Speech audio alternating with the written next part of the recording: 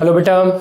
तो बेटा हम लोग आज शुरू करने जा रहे हैं फिर से अपना बोर एटॉमिक मॉडल में आगे कंटिन्यू कर रहे हैं। ठीक है, लास्ट लेक्चर में हमने क्या पढ़ा था? स्पेक्ट्रल लाइंस ना। आज हम शुरू करेंगे अपना थोड़ा सा रेडबर्ग एनर्जी पे ना। आ जाओ चलो शुरू करें। तो हम शुरू कर रहे हैं Rydberg scale of energy. Rydberg scale of energy. तो चलो पहले आप मुझे ये बताओ कि एनर्जी का फॉर्मूला क्या था। लास्ट लेक्चर में मैंने आपको एनर्जी का फॉर्मूला निकाल के सिखाया था, उसको मैंने कहा था इसे मेमोराइज कर लेना। आ जाओ जरा देखो कितना था। तो E का फॉर्मूला मैंने आपको रटाया होगा माइनस में 2 पाई² K² Z² E⁴ इंटू में अपने पास me divide by n² h²। I hope आपको यह फॉर्मूला क्लियर होगा। 2 पाई² K² Z² E⁴ me divide by n² h²। देखो इसी फॉर्मूले में मैंने CH से मल्टीप्लाई कर दिया, CH से डिवाइड कर दिया। बस कुछ से मैं सेटिंग करना चाह रहा हूं, उसको मैं अभी बना दूंगा। देखो तो E का फॉर्मूला क्या आ गया, यहां पे लिखा माइनस में 2 पाई² K² E⁴ me divide by, ये इसको अंदर लेके आओ, ये हो जाएगा CH³। देखो यहां से Z² बाहर गया तो यह आ जाएगा Z² इंटू में CH डिवाइड बाई, यहां से आ जाएगा n²। सही लिख रहा हूं मैं? ध्यान से देखो तो ये पूरा टर्म एक कांस्टेंट है। 2 पाई² K² E⁴ me CH³ ये कांस्टेंट है। इसी पूरे कांस्टेंट को, दिस कांस्टेंट को अपन बोलते हैं Rydberg constant. This is known as Rydberg constant. और इसको रिप्रेजेंट करते हैं बेटा कैपिटल R से, और इसकी वैल्यू होती है अपने पास 1096780 और 1 बाई मीटर में ना। इसे याद कर लेना है, जरूरत पड़ने पे अप्रोक्सीमेटली इसे ऐसे लिखते हैं 10⁷ 1 बाई मीटर। चेक करो, 2 2 4 2 6, दिस इज 1.0 इंटू 10⁷। पक्की बात है ना, समझ रहे हो? मैंने क्या किया, मैंने कहा एनर्जी का ये फॉर्मूला था, उसमें CS से मल्टीप्लाई CS से डिवाइड कर दिया। तो जब मैंने CH से मल्टीप्लाई डिवाइड किया तो इस CH को उठा के अंदर ले गया, तो ये CH अंदर गया तो h² और h मिलके h³ हो गए, और ये CH को बाहर ही रखा, Z² यहां से n² यहां से उठा करके इस फैक्टर को बाहर कर दिया। मैंने कहा ये पूरा टर्म एक कांस्टेंट है, इसको क्या बना दिया मैंने, रेडबर्ग कांस्टेंट, एक नया कांस्टेंट बना दिया। तो अगर मैं ध्यान से देखूं, इस माइनस साइन को बाहर निकाले हैं, माइनस इस कांस्टेंट में इन्वॉल्व नहीं है बस। तो जो एनर्जी का फॉर्मूला बना क्या बना बेटा, E बराबर में दिस इज माइनस RCH, इसको R लिख दिए, दिस इज CH, और यहां बचेगा Z² by n², this is आ जाएगा Z² by n²। This formula is known as Rydberg formula for energy. अगर अपन मान लो कि हाइड्रोजन के लिए बात करें, फॉर हाइड्रोजन,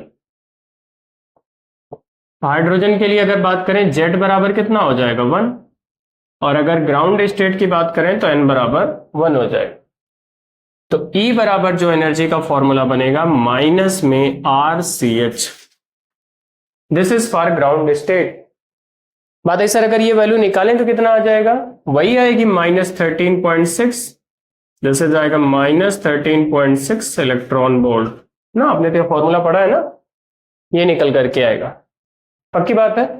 तो इसी फॉर्मूले को बोलते हैं अपन रेडबर्ग फॉर्मूला। आई होप आपको बात बिल्कुल क्लियर होगी ना। कुछ नहीं करना है, सीधा सीधा CH से मल्टीप्लाई CH से डिवाइड कर देना है, और ये CH मिलकर के 10 बन जाएगा, नीचे CH³ कर लेंगे, कम हो जाएगा। पूरे कांस्टेंट को उठा करके एक नया कांस्टेंट बना दिया, that is known as Rydberg constant. Value याद कर ले बेटा 10⁷ 1 अपॉन मीटर। अब इसी फॉर्मूले का यूज करते हैं थोड़ा सा वेवलेंथ का फॉर्मूला बनाने के लिए ना। आ जाओ देखें कैसे, जरा हेडिंग डाल लो, रेडबर्ग फॉर्मूला फॉर वेवलेंथ। देखो W डॉट L का मतलब है वेवलेंथ, आप कोडिंग समझ रहे होगे। तो हमने क्या कहा, हमने कहा मान लो मेरे पास दो स्टेट है, मान लो ये एनर्जी की E1 स्टेट है, मान लो ये एनर्जी की E2 स्टेट है। मान लो यहां पे कोई एक इलेक्ट्रॉन है अपने पास अपर एनर्जी स्टेट में, दिस, तो आपको पता है अगर ये हायर एनर्जी स्टेट में है तो नीचे आएगा, नीचे आएगा तो ये एक फोटोन निकालेगा एनर्जी उसके करस्पॉन्डिंग में, जिसकी वेवलेंथ अपन लेमडा मान लेते हैं। तो अगर ये लिखें तो कितना आ जाएगा, देखो एनर्जी का फॉर्मूला क्या है, दिस E बराबर minus RCH Z square by N square, पक्की बात है। तो अगर ये अपने पास फॉर्मूला दिस है, तो अगर मान लो E2 के लिए लिखें तो यहां पे n की जगह पे क्या आ जाएगा, N2, तो E2 बराबर minus RCH Z square divide by N2 का स्क्वायर, और E1 कितना आएगा, E1 is equal to minus RCH Z square divide by N1 square, पक्की बात है।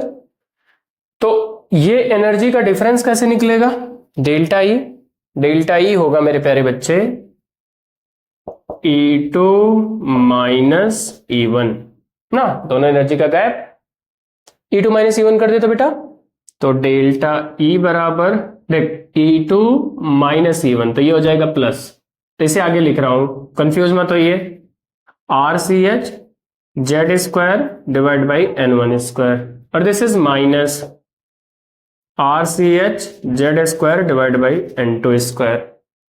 आई होप बात बिल्कुल क्लियर होगी।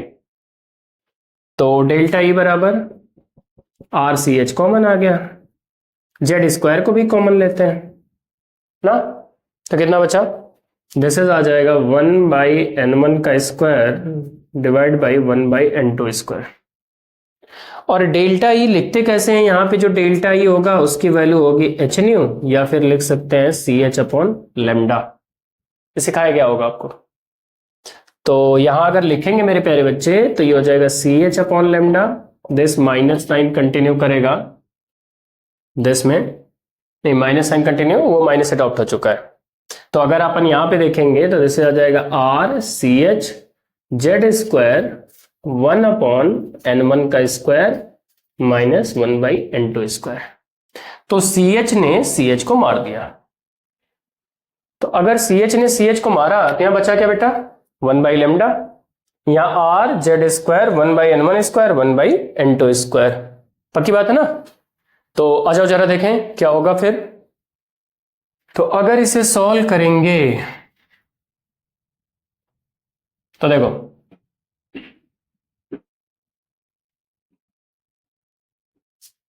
तो यहां से आया 1 by lambda is equal to, this is Z square into में R 1 by N1 square minus में 1 बाई N2 स्क्वायर। मान लो अगर मैं हाइड्रोजन के लिए बात करूं, फॉर हाइड्रोजन, तो जेड बराबर कितना आ जाएगा 1, या रखो जेड बराबर 1, तो 1 बाई लेमडा 1 बाई R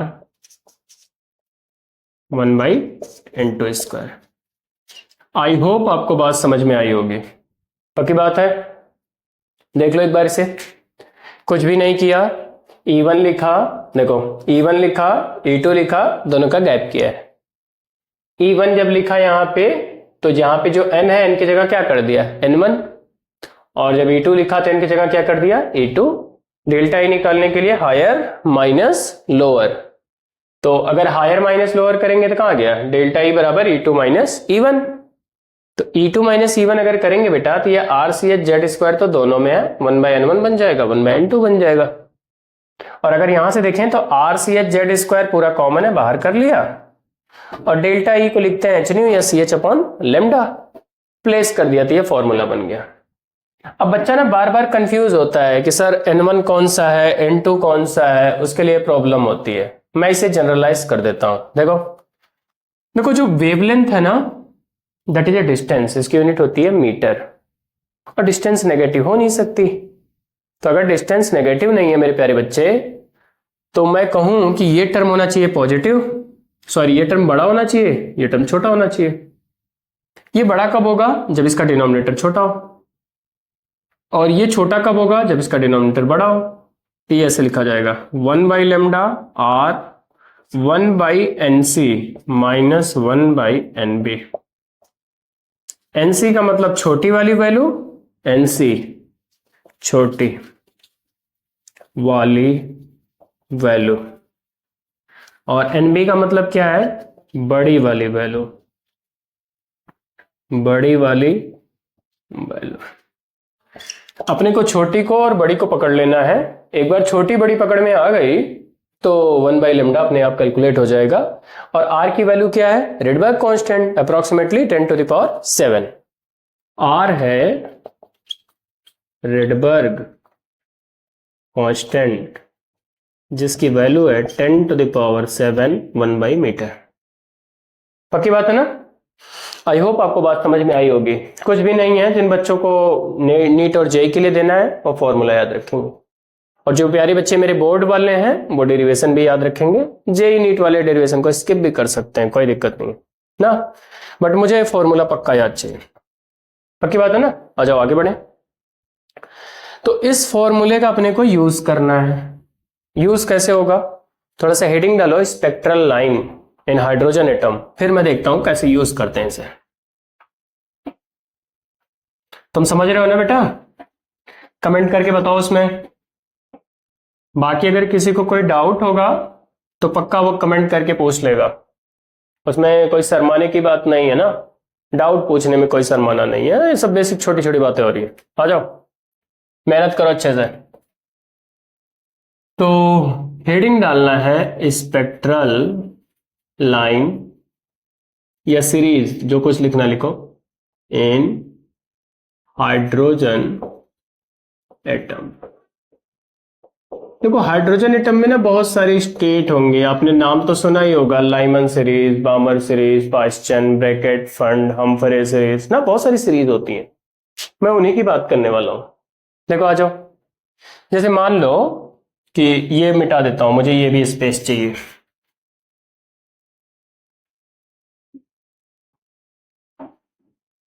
चलो भाई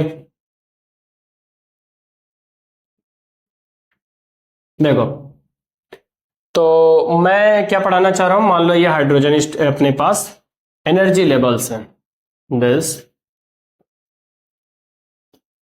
ऐसे बहुत सारे एनर्जी लेवल्स होंगे। मैंने एनर्जी लेवल बना लिए।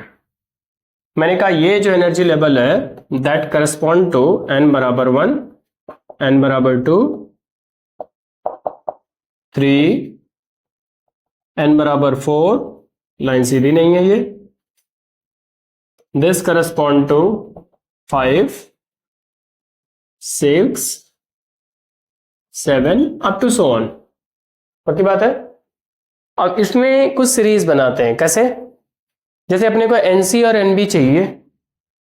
मान लो कि n बराबर 1 में कोई इलेक्ट्रॉन आया किसी भी स्टेट से, किसी भी स्टेट से कूद करके अगर वो 1 में आया, तो ये जो सीरीज मिलती है ना, इसका एक नाम है, एक साइंटिस्ट थे उन्होंने इसे इन्वेस्टिगेट किया, इसका नाम है मेरे प्यारे बच्चे लाइमन सीरीज। अभी मैं कैलकुलेट करके दिखा दूंगा, आपको अभी के लिए नाम याद करना है कि अगर इलेक्ट्रॉन किसी भी स्टेट से n बराबर 1 में आया तो जो वेवलेंथ की सीरीज मिलेगी उसे बोलते हैं अपन लाइमन सीरीज। पक्की बात है? ऐसे ही अगर n बराबर 2 में आया किसी भी स्टेट से तो क्या बोलेंगे? बामर सीरीज। आ जाओ, किसी भी स्टेट से अगर n बराबर 2 में आया तो इसको बोलते हैं बामर सीरीज।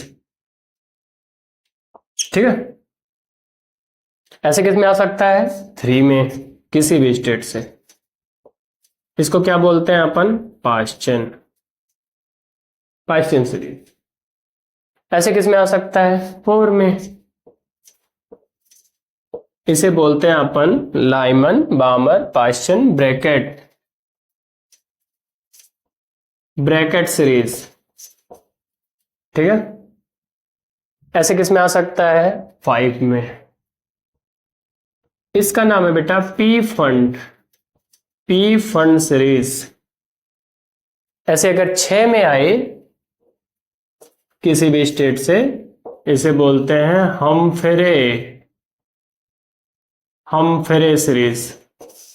ठीक है, आपको नाम याद रखना है ना, लाइमन, बामर, पाश्चन, ब्रैकेट, पीफंड, हमफरे ना। 1 2 3 4 5 6 7।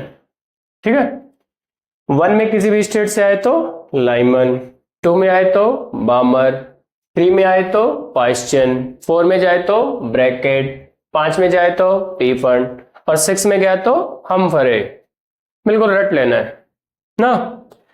अब बात आई, अगर ये सीरीज मिलती है, बात आई इनका नाम कैसे रखा गया। ये साइंटिस्ट थे ना, इन्होंने खोजा इन सीरीज को, तो उनके सम्मान में इनके नाम पे रखा गया है।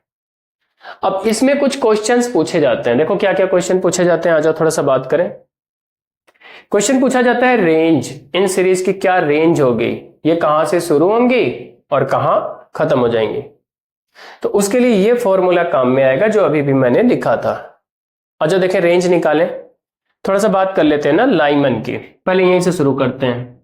अच्छा, इसमें मैं एक आपको एडिशनल क्वेश्चन बता दूं कि जो बामर सीरीज होती है ना, ये विजिबल रीजन में होती है। विजिबल मतलब वही बिबग्योर, ये दिखाई देती है, नेकेड आई से दिखाई दे जाएगी। और ये जो लाइमन होती है ना, ये यूवी रीजन में होती है। This is in UV region. बाकी जितनी भी ये सीरीज है ना मेरे प्यारे बच्चे, ये आईआर रीजन में है। This is in IR region. अब इसमें छोटे छोटे क्वेश्चन पूछे जाते हैं। पहला तो पूछा जाता है इनकी रेंज। आजा 2-3 क्वेश्चन करके देखें। पहला है लाइमन सीरीज। इसमें चलो क्वेश्चन क्या क्या पूछे जाते हैं, मैं सारे क्वेश्चनों पे थोड़ा सा बात करता हूं आपसे ना। आप ध्यान से सुनना मेरी बात को, मैं क्या बोल रहा हूं और क्यों बोल रहा हूं। लाइमन सीरीज में पूछा जाता है, पहली बात तो फर्स्ट लाइन बताओ इसकी कि what is the wavelength of first line of Lyman series, second line of Lyman series, ऐसे शब्द यूज किए जाते हैं। तो लाइमन की पहली वेवलेंथ कब मिलेगी, जब इलेक्ट्रॉन कहां से कहां ट्रांजिशन मारे, 2 से 1 में। तो अगर क्वेश्चन कहे फर्स्ट लाइन, तो एनसी की वैल्यू कितनी होगी 1 और एनबी बराबर कितना हो जाएगा 2। बिल्कुल सिंपल, छोटी वैल्यू बड़ी वैल्यू, काम खत्म। ऐसे अगर क्वेश्चन आए सेकेंड लाइन, तो बोल एनसी बराबर तो सर हमेशा 1 होगा, क्योंकि लाइमन सीरीज हमेशा 1 में आएगा, उससे बराबर 1। एनबी बराबर 3 ना, एक ऊपर से और, अरे भाई पहली ये है तो दूसरी है, 3 से 1 में। ऐसे कभी कभी पूछा जाता है लास्ट लाइन या सीरीज लिमिट, लास्ट लाइन या फिर इसको बोलते हैं सीरीज लिमिट। तो क्या होगा, एनसी बराबर 1 और एनबी बराबर इनफाइनाइट ना, इनफाइनाइट से आकर के इसमें गिरे, that is a series limit हो गई, उसके आगे नहीं जा सकते। तो ये क्वेश्चन, अच्छा कुछ और भी क्वेश्चन पूछे जाते हैं। कैसे पूछा जाता है, मिनिमम वेवलेंथ और मैक्सिमम वेवलेंथ, कि मिनिमम कितना है मैक्सिमम कितना है। तो देखो मिनिमम वेवलेंथ कब निकलती है, वेवलेंथ का जो फॉर्मूला है एनर्जी के साथ वो ऐसे यहां पे E बराबर CH/λ। तो अगर यहां से लेमडा निकालेंगे मेरे प्यारे बच्चे, तो ये आएगा CH/E। पक्की बात है ना। तो लेमडा अगर मिनिमम करना है तो एनर्जी मैक्सिमम करना पड़ेगा, दिस ज्यादा होगा तो दिस कम हो जाएगा। एनर्जी मैक्सिमम कब होगा, जब वो इनफाइनाइट से निकल करके यहां तक आए, इनफाइनाइट से शुरू करे और यहां पहुंच जाए, तो सबसे बड़ी एनर्जी निकलेगी। और अगर सबसे बड़ी एनर्जी निकलेगी तो वेवलेंथ बहुत छोटी हो जाएगी। नहीं समझे, यहां से बोल रहा हूं ना। तो अगर सीरीज लिमिट वाला केस है तो एनर्जी मैक्सिमम तो वेवलेंथ मिनिमम, यानी इस केस को लेमडा मिनिमम से भी संबोधित किया जा सकता है कि find out the minimum wavelength of Lyman series. तो एनसी बराबर 1, एनबी बराबर इनफाइनाइट। अभी क्वेश्चन करके समझेंगे, डरो मत, प्रॉपर ध्यान से सुनो, कॉन्सेप्ट को नोट करते जाओ। और अगर मैक्सिमम कहे तो मैक्सिमम के लिए एनर्जी को मिनिमम करो, लैम्डा मैक्सिमम होगा। एनर्जी मिनिमम कितना हो सकता है, ये वाला गैर, यानी पहली लाइन कहां थी, this is the first line, इसी को बोलते हैं लैम्डा मैक्स। लैम्डा मैक्स कहे तो दिस निकाल लेना है, लैम्डा मिन कहे तो दिस निकाल लेते हैं। तो चलो क्वेश्चन करके देखते हैं। पहले तो रट लो क्या, कि फर्स्ट लाइन के लिए एन सी बराबर 1 एन बी बराबर 2, लास्ट लाइन के लिए एन सी बराबर 1 एन बी बराबर इन्फिनिट ना, फील करके रटो। आ जाओ, तो मैं आपसे क्वेश्चन पूछ लेता हूं कि find out the range of all spectral line. देखो गाजर वाला भी आ गया है, वो बेच रहा है बाहर ना, आपको सुनाई दे रहा होगा वीडियो, वो भी अपना काम कर रहा है इतनी रात को। देखो तो क्वेश्चन है, find out the range of all spectral series. मैंने आपसे कितने क्वेश्चन पूछ लिए, 6 की रेंज निकालनी है, तो मैं 2-3 निकाल के आपको बताऊंगा, बाकी आपके लिए होमवर्क करूंगा, क्योंकि सिमिलर है, आप रिलेट कर लेना। आ जाओ, तो क्या फॉर्मूला है भाई, फॉर्मूला तो ये है ना, फर्स्ट लाइमन की बात करता हूं, लाइमन फॉर्मूला ये है 1 by lambda R N C square N B square this. तो 1 बाई लेमडा अगर निकालेंगे तो भाई चलो फर्स्ट लाइन निकालते हैं पहले, फर्स्ट लाइन, तो बोलो भाई एन सी बराबर 1 और बोलो एंड एन बी बराबर कितना हो जाएगा 2। अभी समझाया ना, समझ रहे हो? आ जाओ देखो, तो एन सी बराबर अगर 1 रखेंगे 1 by lambda R this is, तो 1 माइनस, जोड़ नहीं बोलना भाई, 1/4, तो 1 बाई लेमडा बेटा 4 माइनस 1 3/4, तो दिस इज 3r/4, तो लेमडा बराबर 4/3 नीचे आ रहेगा। तो यहां से आया लेमडा बराबर, आर की वैल्यू 10⁻7 ऊपर जाएगा तो नेगेटिव 4/3 10⁻⁻7। इसे एंगस्ट्रॉम में कन्वर्ट करो, तो एंगस्ट्रॉम में कन्वर्ट करने के लिए मैंने यहाँ पे 10⁻3 से मल्टीप्लाई कर दिया, 10⁻3 से डिवाइड कर लिया, तो ये 3 ऊपर ले जाऊंगा, माइनस में तो जुड़ जाएगा, तो लेमडा बराबर आ गया 4000, ये 3 को यहां ले आया, डिवाइड बाय 3 और ये हो जाएगा एंगस्ट्रॉम ना, दिस ये ऊपर जाके -10, ये इसके साथ, तो दिस बन गया। पक्की बात है ना, आई होप आप बात को समझ रहे होंगे।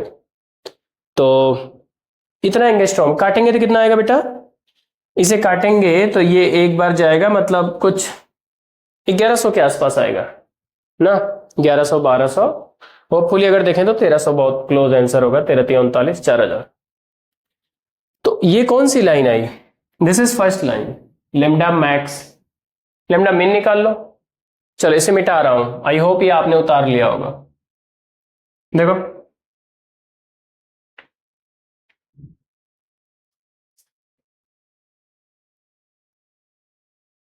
अगर आप दूसरी वेवलेंथ निकालोगे, क्योंकि हमें रेंज निकालना है, तो क्या निकालना पड़ेगा, मैक्सिमम और मिनिमम।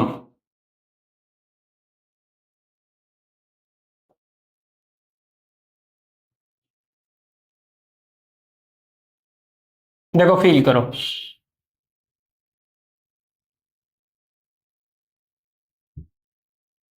आ जाओ भाई, तो हमने एक लेमडा निकाल लिया मैक्स, लास्ट लाइन अगर मैं निकालूंगा, लास्ट लाइन, तो लास्ट लाइन के लिए हो जाएगा एन सी बराबर 1 और एन बी बराबर इनफाइनाइट। तो 1 बाई लेमडा कितना आया भाई, R 1, एन बी की वैल्यू 1 बाई इनफाइनाइट, पक्की बात है, समझ गए हो? देख लो एक बार ध्यान से। तो 1/λ कितना है मेरे प्यारे बच्चे? R 1 - 0। तो 1/λ बराबर R। सही बात है ना? तो बोलो लैम्डा बराबर कितना है बेटा? 1/R। R की वैल्यू 10⁻7। ऊपर जाएगा तो कितना आ जाएगा? 10⁻⁻7 मीटर। एंगस्ट्रॉम में करो तो लैम्डा 1000 से मल्टीप्लाई 1000 से डिवाइड, तो ये आ जाएगा 1000 बटे में 1000 इंटू 10⁻⁻7 मीटर। ये ऊपर जाएगा तो एंगस्ट्रॉम बनाएगा 1000 एंगस्ट्रॉम। मतलब 1000 एंगस्ट्रॉम से लगभग 1300 एंगस्ट्रॉम। और अगर ध्यान से स्पेक्ट्रम में इसे मैच करोगे ना, तो ये रेंज किसकी है? यूवी की। तो ये जो लाइमन सीरीज है बेटा, this is lie in UV region. UV region में लाई करती है। आई होप आपको चीजें पकड़ में आ गई होंगी। इसके बाद भी अगर कोई डाउट रह गया तो पक्का कमेंट करना, प्रॉमिस है मेरा, मैं आपको रिप्लाई दूंगा। आ जाओ, एक और कर देता हूं ना, बामर सीरीज, क्योंकि थोड़ा सा इंपॉर्टेंट है, विजिबल रीजन में है। बाकी 2-3 आपके लिए होमवर्क होगा, अब देख लेना। बामर,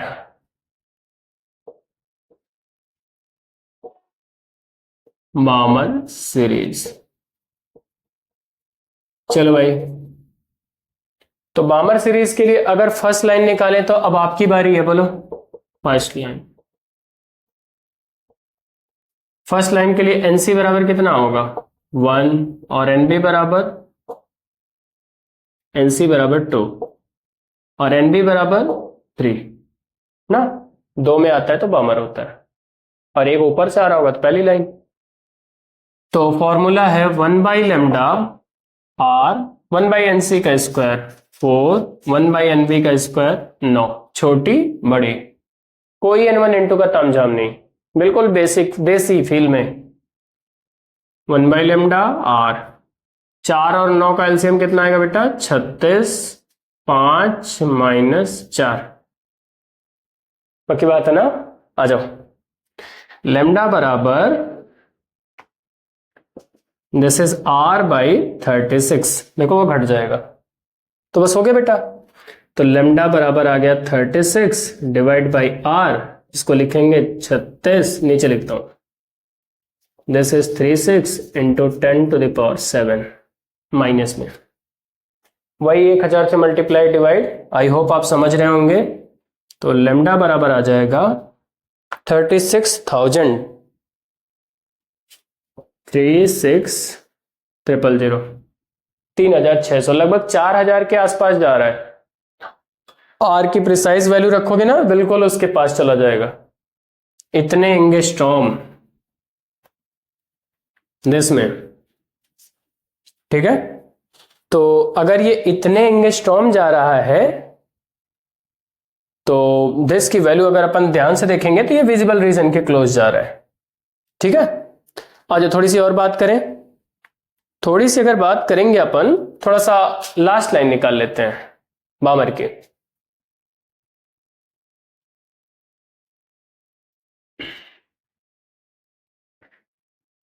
देखो लास्ट लाइन कैसे आएगा? एक सेकेंड, यहां कोई मिस्टेक हुई बेटा?